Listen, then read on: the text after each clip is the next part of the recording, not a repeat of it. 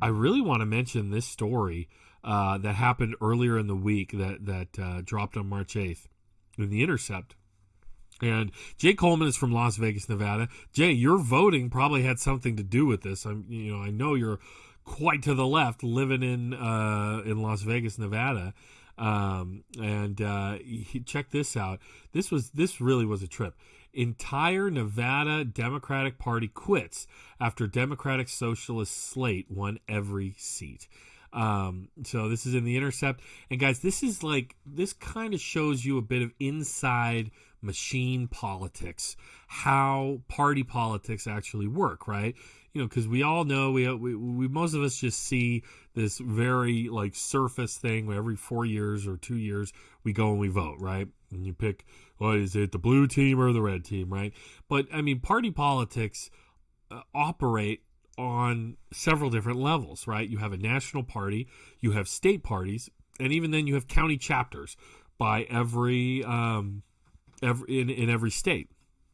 And Nevada, by design of it being a state with a lot of rural areas and then one very heavily populated area around Las Vegas, it has quite a centralized party apparatus. And in Nevada, this progressive slate of I don't know what exactly you call them. We'll see in the story here. As Jay in the comments says, a progressive push, baby. A lot of this involved organizing by DSA, Democratic Socialists of America, which, full disclosure, I'm a recent dues paying member. Within this last week, I just joined DSA. So you see here, the Bernie signs. But these were Bernie supporting Democrats. And there was this split going on in the party where you have these older guard Harry Reid, centrist perhaps, but also just machine Democrats who lost the statewide, and this is, there are electors, that get voted in during the regular elections, and then they make decisions. They vote for who's going to serve in party positions, party power positions, okay? So listen to this. Not long after Judith Whitmer won her election on Saturday to become chair of the Nevada Democratic Party, she got an email from the party's executive director, Alan Mounts. The message from Mounts began with a note of congratulations before getting to her main point. She was quitting. So was every other employee. And so were all the consultants. And the staff would be taking severance checks with them. Thank you very much. On March 6th, a coalition of progressive candidates backed by the local chapter of the Democratic Socialists of America, DSA, took over the leadership of the Nevada Democratic Party, sweeping all 5 party leadership positions in a contested election that evening.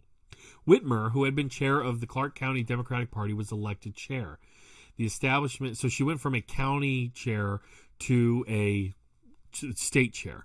The establishment had prepared for the loss, having recently moved $450,000 out of the party's coffers and into the Democratic Senatorial Campaign Committee's account. The DSCC will put the money toward the 2022 re-election bid of Senator Catherine Cortez Masto, a vulnerable first-term Democrat. So there are already people saying that this is not legal, that they're probably going to have to give this money back. But this just kind of shows you the level at which the centrist Democrats, this is how dirty politics can get, even within one party, right? And the interesting thing was, under this slate, which is, these people, the progressives who are now in control of the state party, the Nevada State Democratic Party, they ran under the slate, the Nevada Progressive Democratic Party or something like that. And the centrist, machine establishment Democrats who ran against them literally had the same name. They just put Unity, the Progressive Unity Democratic Party, Nevada State Democrats.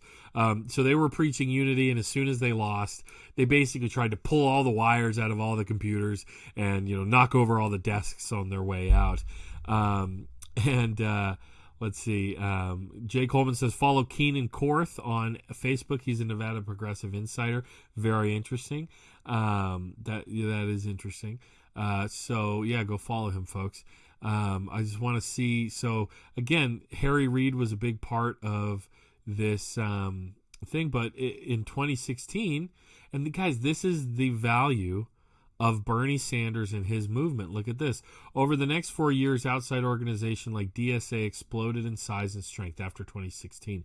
The Sanders campaign focused on organizing tens of thousands of young Latino voters in the state with the goal of activating people whom the party hadn't bothered with before.